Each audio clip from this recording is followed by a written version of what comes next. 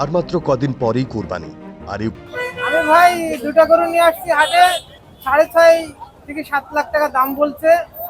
3 বছর ধরে পুষছি গরু দুটা, তাতে আমার অনেক টাকা লস হবে। মানুষজন বড় গরুর চাহিদা এক্ষেত্রে নেই। এই গরুটা আমি 2,55,000 টাকায় কিনেছি। গরু যা দাম বলছে তাতে আমার 10,000 লস আসছে।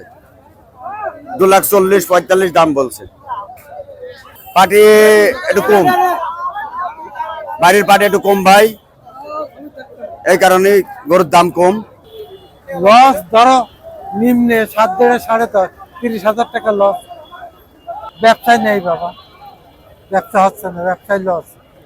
এই গোটায় লসে বিক্রি হয়ে আমার তো আরো ডিমান্ডে 30-40টা গরু লাগবে, বাট আমি 16টার মতো কিনেছি। বাট এখানে অনেক দাম তুলনামূলকভাবে বেশি, আমি হয়তো বা সব নিতে পারতেছি না। এদিকে হাটে করা হবে।